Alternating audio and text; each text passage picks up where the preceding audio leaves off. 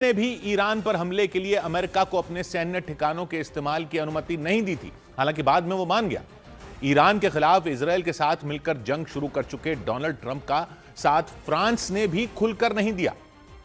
Reuters के मुताबिक France के विदेश मंत्रालय ने साफ किया कि उसका देश ईरान पर किए गए मिलिट्री एक्शन में शामिल नहीं था और ना ही उसे पहले से इसकी कोई जानकारी दी गई थी।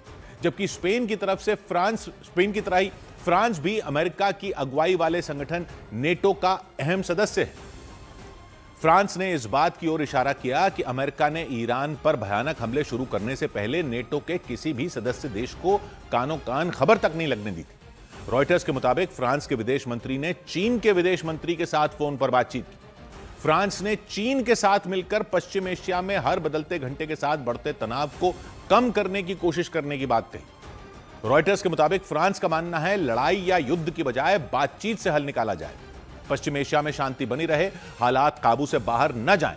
हालांकि फ्रांस ने हालात बिगाड़ने के लिए ईरान को जिम्मेदार बताया और आरोप लगाया कि ईरान ने यूएई और कतर जैसे देशों पर हमला करके स्थिति को और बिगाड़ कर रख दिया। फ्रांस के राष्ट्रपति इमैनुअल मैक्रों ने भी ईरान और अमेरिका से शांति बनाए रखने की अपील की और इस सब के बीच नेटो के महासचिव मार्क रूट ने भी साफ किया कि नेटो एक संगठन के तौर पर इस जंग में शामिल नहीं होगा। न्यूज एजेंसी रॉयटर्स के मुताबिक उन्होंने दो टूक कह दिया कि ईरान और अमेरिका की इस जंग में नेटो का झंडा आधिकारिक रूप से नहीं लहराया जाएगा। यानी उनके मुताबिक अमेरिका और ईरान की यह जंग नेटो वॉर नहीं होगी। हालांकि नेटो के महासचिव ने यह भी बताया कि युद्ध के इस माहौल में नेटो के कुछ सदस्य देशों में सैनिकों की संख्या बढ़ा दी गई। रॉयटर्स के मुताबिक उन्होंने जंग में सीधे तौर पर नेटो के नहीं उतरने की बात करते हुए ईरान पर निशाना साधा। उन्होंने अमेरिका और इजरायल की सैन्य कार्रवाई को जायज ठहराते हुए यह दावा किया कि परमाणु हथियार बनाने की तरफ बढ़ रहे ईरान को रोकने के लिए हमले किए गए। रॉयटर्स के मुताबिक उन्होंने यह भी साफ किया कि नेटो के सदस्य देश अपने सैन्य अड्डों और हथियारों का ईरान के खिलाफ हमलों के लिए इस्तेमाल होने देने या उस पर रोक लगाने के लिए पूरी तरह स्वतंत्र है। अमेरिका की अगुवाई वाले सैन्य संगठन नेटो के पास अपनी कोई सेना नहीं है। यह संगठन सदस्य देशों की सेनाओं पर निर्भर है। नेटो ने यह भी साफ किया कि ईरान के मामले में संगठन का आर्टिकल 5 लागू नहीं होता क्योंकि हमला अमेरिका की धरती पर नहीं किया गया। आर्टिकल 5 क्या? आर्टिकल 5 के मुताबिक अगर किसी एक नेटो सदस्य देश पर कोई बाहरी दुश्मन हमला करेगा तो इसे नेटो के 32 देशों पर हमला माना जाएगा। इसके बाद बाकी सभी 31 देश मिलकर हर तरह से उस देश की मदद करेंगे, ऐसा यह संगठन कहता है। लेकिन हर देश खुद तय करेगा कि वो कितनी और कैसे मदद करेगा। नियमों के मुताबिक मदद के लिए किसी सदस्य देश से कोई जबरदस्ती नहीं की जा सकती। यानी नेटो के आर्टिकल 5 का सीधा और आसान मतलब एक के लिए सब और सब के लिए एक वाला वादा है। लेकिन नेटो महासचिव के मुताबिक ईरान के साथ अमेरिका की ताजा जंग में यह आर्टिकल लागू नहीं होता और इसी वजह से नेटो के कई सदस्य देशों ने इस जंग को एक तरफा कार्रवाई बता दिया।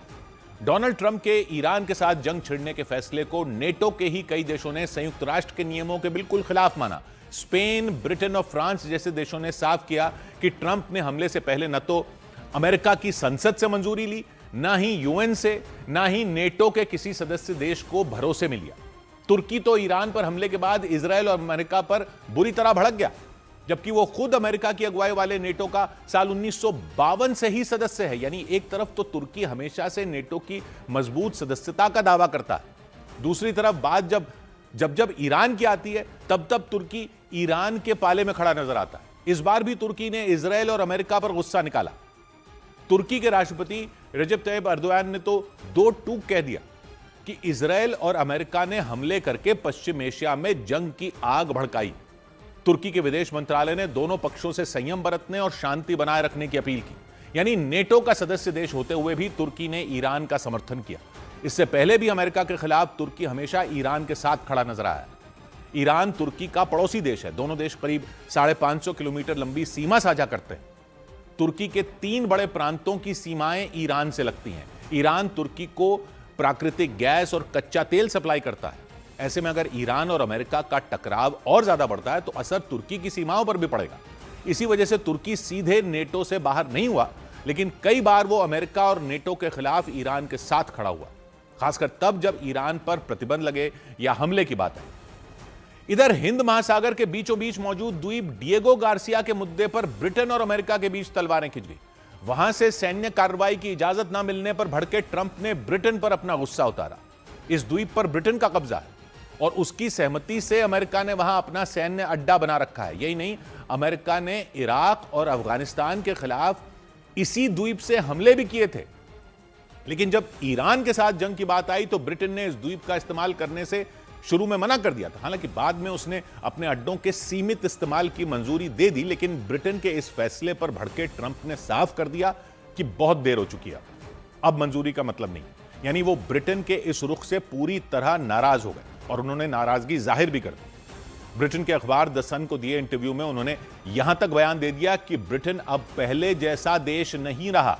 ट्रंप के मुताबिक उन्होंने कभी नहीं सोचा था कि ब्रिटेन और अमेरिका के संबंधों में मतभेद आ जाएंगे। उन्होंने दो टूक कहा कि ईरान के खिलाफ जारी जंग में ब्रिटेन ने उनकी कोई मदद नहीं की। ट्रंप इतने पर ही शांत नहीं हुए। डिएगो गार्सिया द्वीप और ब्रिटेन के दूसरे ठिकानों को लेकर उन्होंने वहां के प्रधानमंत्री कियर स्टारमर के खिलाफ कई आरोप लगा दिए। उन्होंने बयान दिया कि कियर स्टारमर ने यह फैसला मुस्लिम वोटरों को लुभाने के लिए लिया। उनका इशारा इसी साल मई में ब्रिटेन में होने वाले नगर परिषद के चुनाव की तरफ था। उन्होंने दो टूक कहा कि उसी चुनाव में मुस्लिम वोटरों को लुभाने के लिए ब्रिटेन के प्रधानमंत्री ने ईरान के खिलाफ कार्रवाई में शामिल होने से मना किया था और अपने सैन्य ठिकानों के इस्तेमाल की मंजूरी देने में जानबूझकर देर लगाई। और उनके इसी बयान के बाद अमेरिका और ब्रिटेन के संबंधों को लेकर चर्चाएं शुरू हो गई। इससे पहले ब्रिटेन के प्रधानमंत्री कियर स्टारमर ने अंतर्राष्ट्रीय कानूनों का हवाला देते हुए अमेरिका की पेशकश ठुकरा दी थी और साफ कर दिया था कि ब्रिटेन डिएगो गार्सिया द्वीप से अमेरिका को ईरान पर हमला करने की मंजूरी नहीं देगा। ब्रिटेन के प्रधानमंत्री ने बयान दिया था कि उनका देश इस जंग में शामिल नहीं है। यानी हर मुद्दे पर हमेशा अमेरिका के साथ खड़ा रहने वाला और उसके साथ दिखने वाला देश ब्रिटेन, उसने इस बार अमेरिका से दूरी बना ली। ब्रिटेन ने बाद में अपने फैसले को लेकर सफाई दी थी कि वो ईरान और उसके आसपास के देशों में रहने वाले अपने नागरिकों की सुरक्षा को लेकर चिंतित है, इसलिए वो जंग के खिलाफ है। लेकिन ट्रंप उसकी इन दलीलों से सहमत नहीं हुए। यही वजह रही कि उन्होंने यहां तक कह दिया कि अमेरिका और ब्रिटेन के बीच ऐसा कभी भी नहीं हुआ। ऐसे में माना जा रहा है कि डिएगो गार्सिया द्वीप को लेकर अमेरिका और ब्रिटेन के संबंध में कड़वाहट आ चुकी है। अमेरिका चाहता था कि वो उस द्वीप से ईरान पर हवाई हमला करे, क्योंकि सऊदी अरब और यूएई ने पहले ही अपनी जमीन से ईरान पर सीधा हमला करने की इजाजत नहीं दी थी।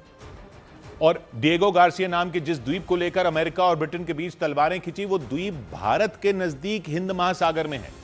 यह मॉरिशस के चागोस द्वीप समूह का सबसे बड़ा टापू है, जिसे ब्रिटेन ने अमेरिका को सैन्य अड्डा बनाने के लिए किराए पर दे दिया था। लेकिन इस पर कब्जा ब्रिटेन का ही है। साल 2024 में हुए समझौते के तहत ब्रिटेन ने कई दशकों तक अपने कब्जे में रखने के बाद मॉरिशस को चागोस द्वीप समूह सौंपने का फैसला लिया था। लेकिन चागोस के सबसे बड़े द्वीप डिएगो गार्सिया को उसने अपने पास रख लिया था। उस वक्त ब्रिटेन ने कहा था कि वो लीज पर इसे रखेगा, किराए पर रखेगा, 99 साल तक उसका किराया देता रहेगा। इस द्वीप पर अमेरिका का सैन्य अड्डा 1990 के